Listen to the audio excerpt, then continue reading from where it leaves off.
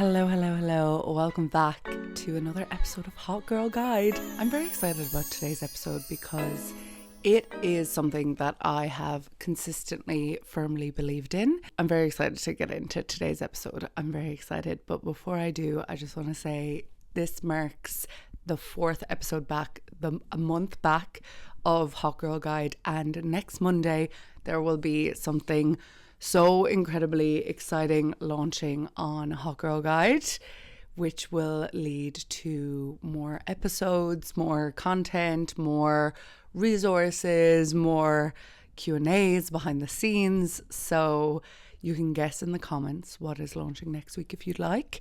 And I am so excited to keep this new era of Hot Girl Guide going. Whether you are a new fan, whether you've only found the podcast, I have so many comments, so many DMs from people who have recently only found the podcast or discovered.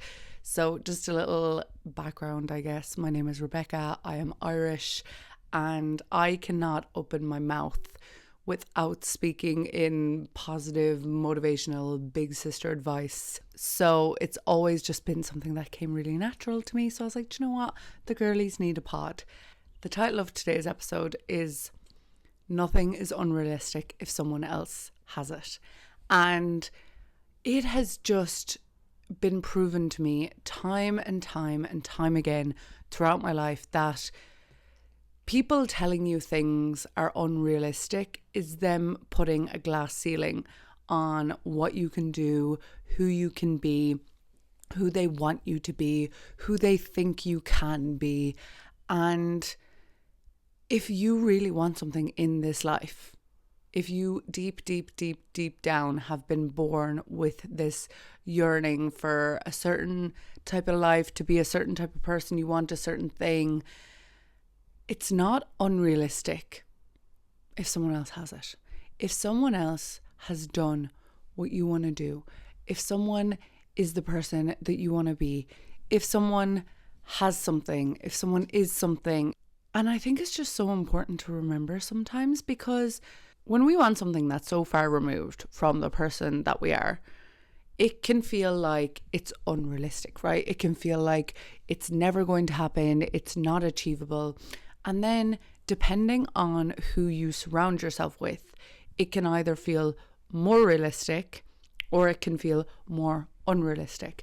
And that's what you have to be so incredibly careful of for yourself, is really watch your community, watch who you surround yourself by. Because if you want a certain lifestyle and if you want to be a certain type of person and if you want certain things in your life and you surround yourself with people who are the opposite of what you want, or people who don't dream big, or people who settle, then it is just going to subconsciously force you into a mindset of thinking, maybe this thing that I want is unrealistic, or maybe I can't do it.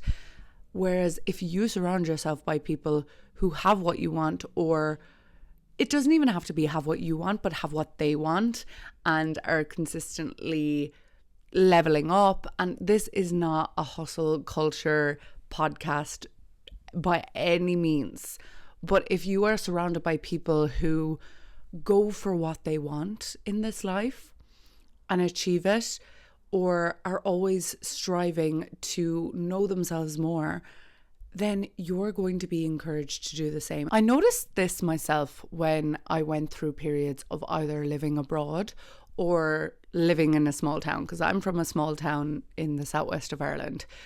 It isn't remote, but it's not a big city. So when I used to go away and live in different cities, I've lived in Sydney, I've lived in Dubai, I've lived in Marbella, I did a stint in California for a summer, but it was really when I got older. So when I got to that mid to late 20s age, and I would come home from living abroad.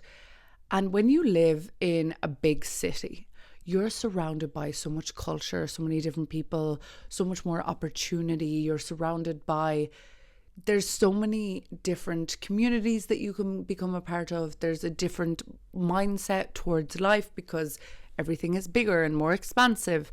And depending on the culture that you're living, like the Australians, when I lived in Australia, Australians are very chill people, but they're also the type of people that like give opportunities to people who deserve it. So in Ireland, where I come from, a lot of the times it's more old school when it comes to business and work culture. So even if you're good enough to do a certain position, you kind of have to prove yourself a bit more first, or you have to be a certain age, or you have to have a certain degree. And it's very that way. Whereas when I was in Sydney, it really opened my eyes to the mindset of people giving people opportunities because they saw potential in them, not just because they had a certain degree or they've done a certain thing for a certain amount of years or anything like that.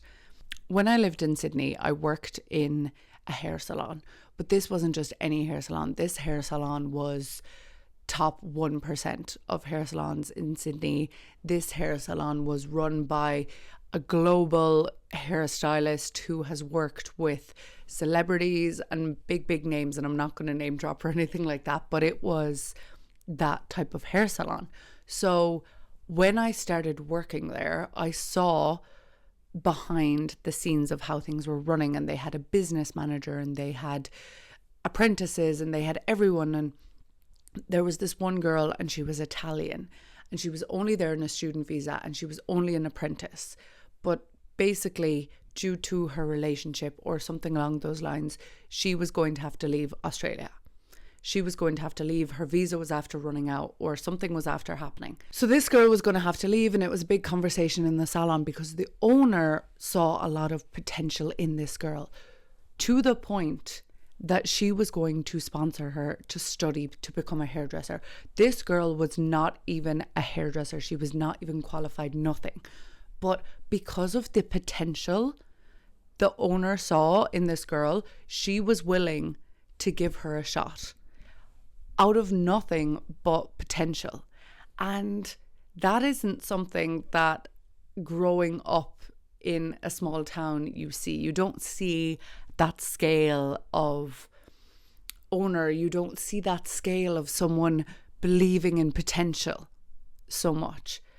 And that was just one of the stories of many working in that hair salon. And to be honest, I still say to this day, working in that hair salon taught me more about the world and about business and about how things ran than any other job I've had. And I've had a lot of jobs. So I went from living in Australia to then moving back to my hometown in Ireland. Instantly, when you move from a massive city on the total side of the world with different cultures, different attitudes to work and everything like that, you see your hometown differently, right? You see the way people's mindsets work differently. And it just felt like things that people would see totally realistic in Sydney would see unrealistic in my small town. Or even there were times when I came home where people would constantly ask me, like, what's your plan now? And what are you going to do next? And there was this real mindset or attitude of, well, you're 25 now. So like, what's your plan? Are you going to settle down? Are you done with the traveling now? And so many times throughout my life, I have been asked, are you done with the traveling now? And I think I've finally broken past that by now because of the amount of times I just answer and I say, I don't know. And I think I've said it a lot online that I don't know. And a lot of people don't know. And I think expecting a young person of the age of 25 to be done with the traveling and to settle in their hometown when they don't know if that's what they want. They just got home. They're just figuring things out. A lot of people come home because of visa issues, or they come home to visit or anything like that. And I also notice a lot that when people are going to move away and are going to leave a small town, that people will say, oh, how long are you going for now? Are you going for a year or two? And then you'll be home, and you'll be home for good then. And I get it, you know, the idea of coming home is so important to people, and to keep their roots and to, you know, be around family and everything like that. But it's just this closed off mindset that it's not even an option in these people's heads that are asking this question of, well, you know, maybe I might move to Australia, get an amazing opportunity, stay there forever, and my life might totally change.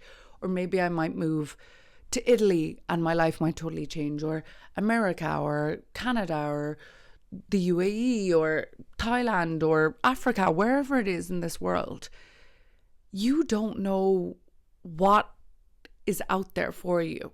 And if you think like, oh yeah, I'll go to Australia, but I'll go for a year, I'm not going to go, like that's unrealistic. Like I'm not going to be able to get sponsorship, or I'm not going to be able to get a visa, or there's not a lot of jobs there, right? You might think, oh, a few years ago when people, because a lot of people, if you're listening, if you're Irish, will know that so many people move to Australia now. A lot of Irish people emigrate. A lot of Irish people immigrate to Australia. And they go there hoping for, you know, a better lifestyle, better weather, maybe more job opportunities. And there's this real narrative online at the moment that I'm seeing of people saying like, yeah, a few years ago, if you came to Australia, there were loads of jobs, but now there's none. And it's like, that is such an unrealistic viewpoint. Of course, there are jobs in Australia. And of course, there is opportunity for you. And if you put that glass, like if you're moving to Australia or anywhere in the world right now and someone says, oh yeah, but I've heard now there's not a lot of jobs and the rent is crazy and, you know, it's harder now for people to stay. And you challenge that, they'll just say, well, I'm just being realistic. Like realistically, those are the facts. But there are so many people who moved to different countries, started a brand new life, got amazing opportunities that they would never get in their hometown, maybe met the love of their life, maybe set up a business, and maybe they discovered so many things about themselves. And that is all just as possible for you as going there and not finding a job and not finding anywhere to rent. It all depends on your viewpoint. And it's the same with something like what I'm doing now, podcasting, right? Anyone can pick up a mic and record a podcast and put it out there. Anyone can do it. Anyone can pick up their phone, record videos, post on social media. We know anyone can do it. There are no requirements. You don't have to be a good person. You don't have to be a bad person. You just have to have access to a camera and Wi-Fi, and you can post on the internet. And a lot of people say, oh, well, I would love that to be my job, but that's unrealistic. Why on earth is that unrealistic? There are people every single day from all walks of life finding ways to make social media their career, or finding ways to make money off working online, or finding ways to work remotely and travel the world. There are people every single day of the week quitting their 9-to-5 jobs to do that. So why is that unrealistic? If someone else has done it, it's not unrealistic. It's just you have either been told by the people around you that's unrealistic, or you have formed this belief that maybe you were told all your life it was unrealistic. I remember when I was younger, I can't remember exactly what age, but from when I was very young, I always said, I'm going to move to America and I'm going to become an actress. Like that's what I said. From when I was very, very young, I used to always say, when I'm older, I'm going to live in America and I'm going to become an actress. I always idolized the idea of America. And obviously, I've never lived in America for longer than 3 months when I did my J1 when I was literally 20 years old. And I don't know, will I ever end up living in America? To be honest, it's not the most appealing place for me as an Irish person, as a European, to move right now, or to even entertain the idea of moving, but never say never. But when I was younger, that was it. I thought, I want to become an actress and I want to move to America. I remember one of my extended family members at the time asking me what I want to be when I grow up as a child. And I said, when I grow up, I'm going to move to America and I'm going to become an actress. Like, I'm going to be on TV. And that person said, no, like that's unrealistic. Like, what do you want to be? And I was like, I remember it so vividly because no one up till that point had ever had that response when I have said it. I don't know had I said that out loud. I don't know how many people I had told, but no one had that response telling me that what I wanted was unrealistic and that I couldn't do it. And I just remember thinking at the time, like, why is that? There are so many people out there who are actresses and actors, and of course there might be nepotism involved sometimes, but you know, when you look at Jim Carrey and his story about manifestation and putting the check in his wallet and getting signed for Dumb and Dumber and everything like that, like, why? That wasn't unrealistic. Now, I'm not an actress and I don't live in America, but I am on TV. I have been on TV for years because I post YouTube videos that people can watch on their television.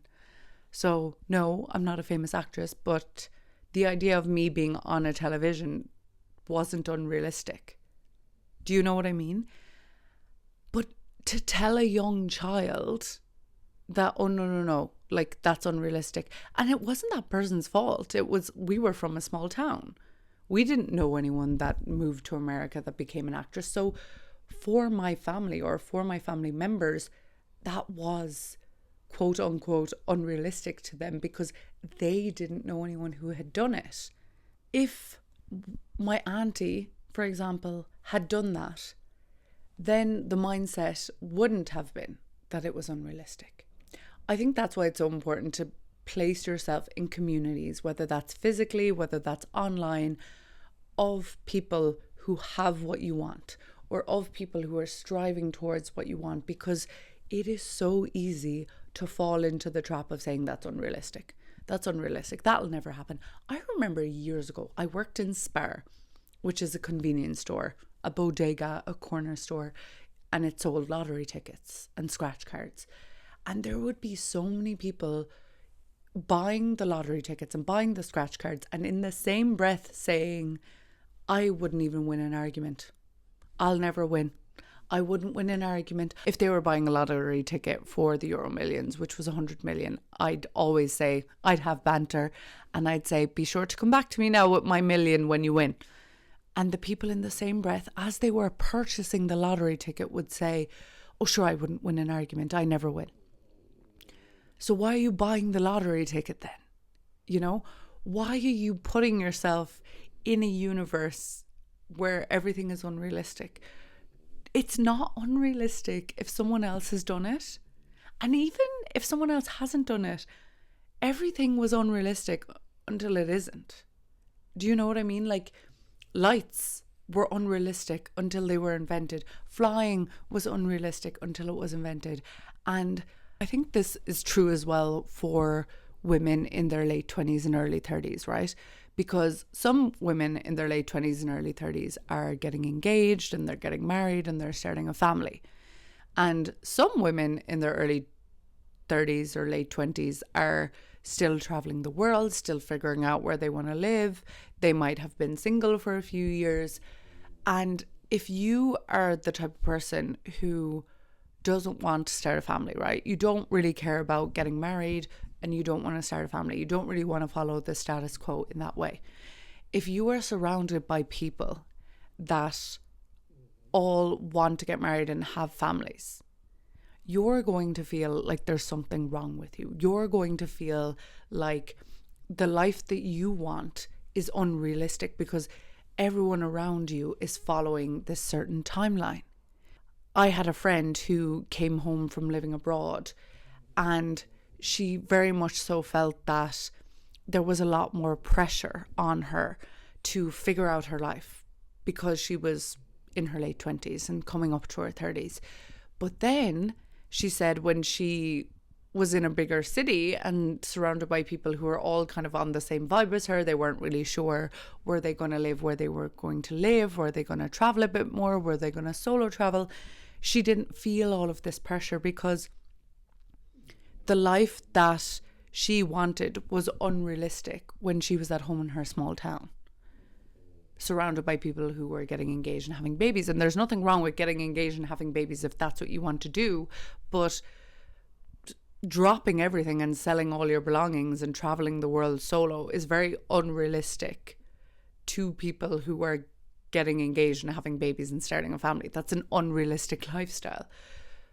But it's not unrealistic to another group of people. Do you know what I mean?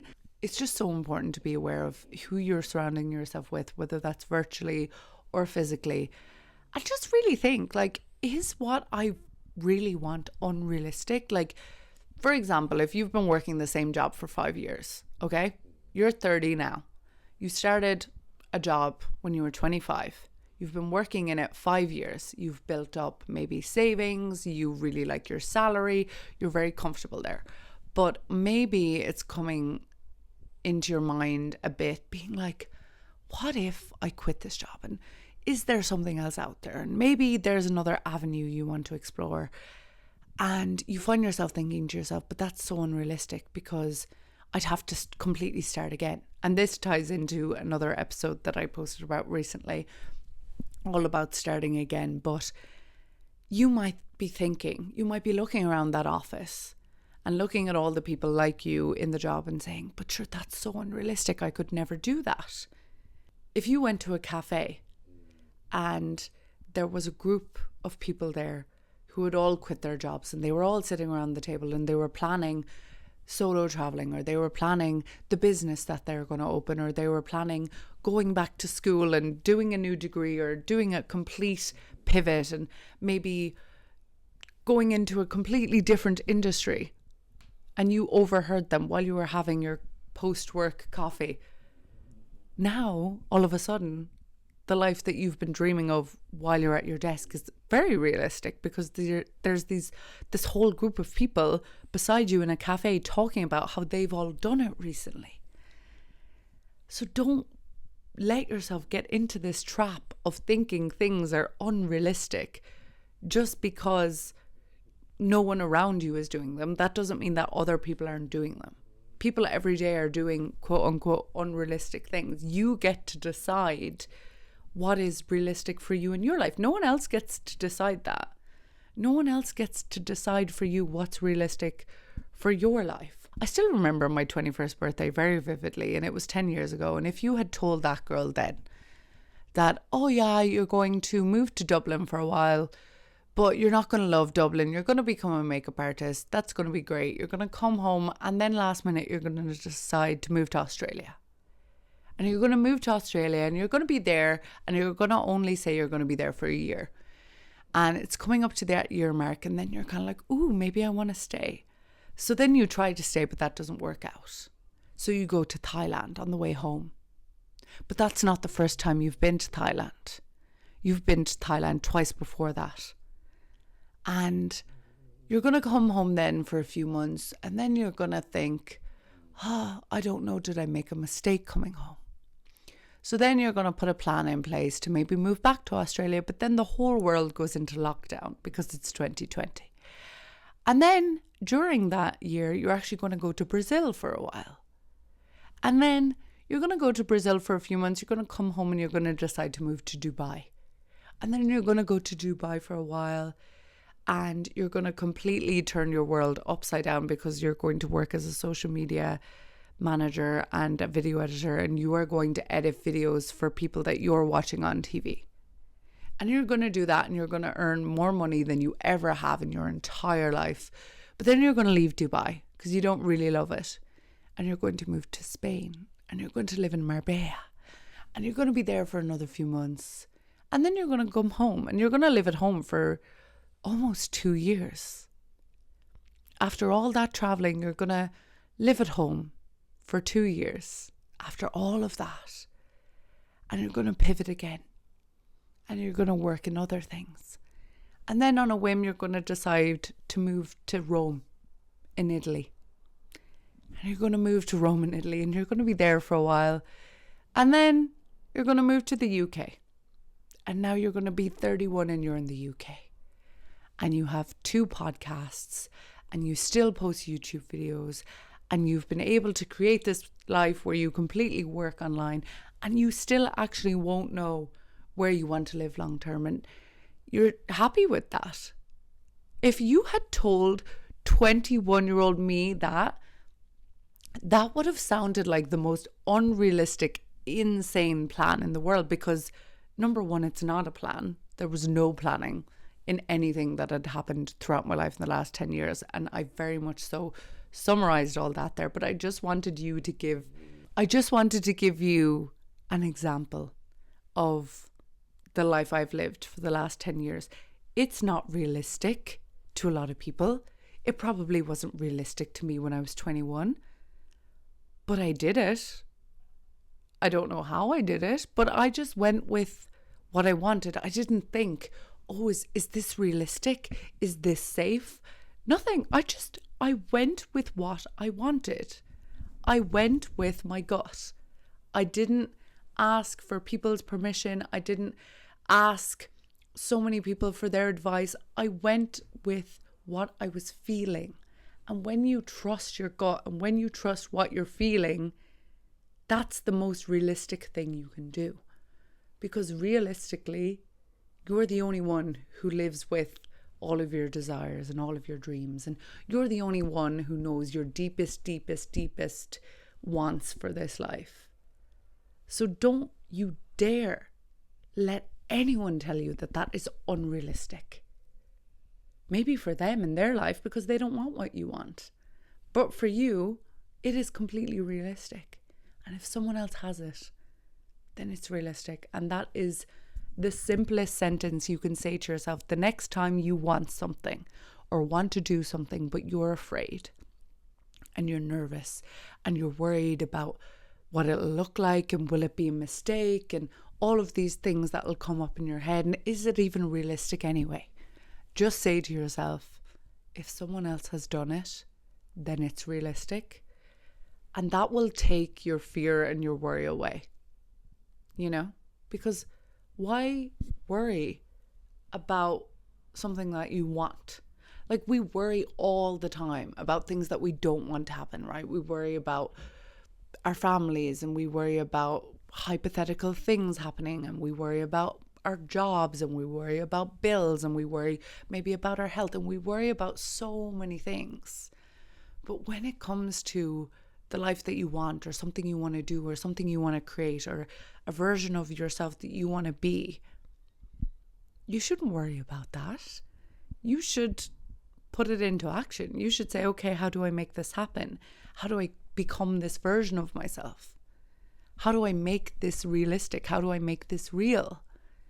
You shouldn't worry that it's unrealistic and that you can't do it. There are so many things in life that we worry about on a day-to-day, but don't let something that you want to do or want to become be one of them. Just tell yourself, if someone else has done it, then it's realistic. Just make it happen. If you're not going to make it happen, no one's going to do it for you. No one's going to arrive at your front door. Be like, hey, it's time to make your dreams happen now. I've said that so many times in this podcast, but it's true. So yeah, I hope you enjoyed today's episode. I hope you write a list of things that you thought were unrealistic. Find people who have done them. Find 5 people who have done the thing that people have told you is unrealistic or you've told yourself is unrealistic. And also maybe keep some things to yourself. You don't need to scream things from the rooftops, you know? You don't need to let other people put their realistic views or their limitations on your life. It's your life and people don't get to dictate that. Okay, thank you for listening. If you made it this far in today's episode, I want you to leave a cow emoji. Very random, but that was the first thing that came to my head. And then I know the girlies that made it all the way to the end. Thank you for listening. Don't forget to follow this podcast. There is a follow button on Spotify. There is a subscribe button on YouTube. I post podcast episodes every single Monday. And next Monday, there is something very special coming. So be sure to be ready for that. Okay, thank you for listening. I will see you next week. Goodbye.